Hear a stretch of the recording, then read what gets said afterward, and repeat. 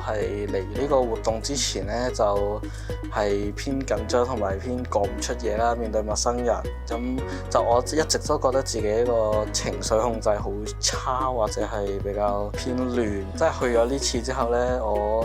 就覺得自己可以開始組織翻自己啲情緒啊，即係唔好話壓抑，就係將啲情緒編排好咯。去咗呢個活動之後，即係認識到自己情緒啊之類嗰啲，咁我就參加呢個第二個活動嗰陣時，我就開始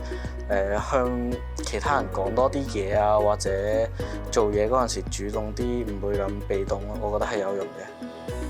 其中一個活動就係關於身體素描嘅，因為我覺得嗰段時間咧就係可以俾我好好咁放鬆自己啦，然後去感受一下自己身體上面有啲咩嘢不適啊，同埋感受下身體上面嘅情緒嘅。今次呢個課程入邊，我學到點樣去正向咁同人哋溝通啦，正向嘅思維咧去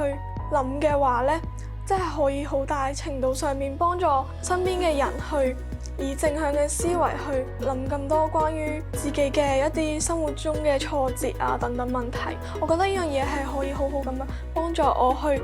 同人哋交流嘅。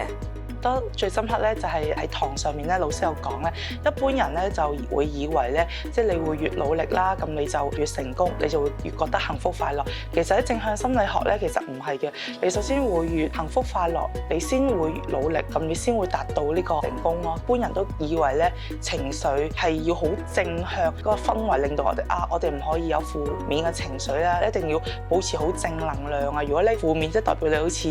有問題啊等等。但係如果學咗呢個正向心理，其實喺負面嘅情緒對我哋都有用喎。因為當你有負面情緒出現嗰時，即係代表你嘅身體開始有一啲問題咯，你要去正視咯。所以就係要正面同埋負面情緒，我哋都要接納。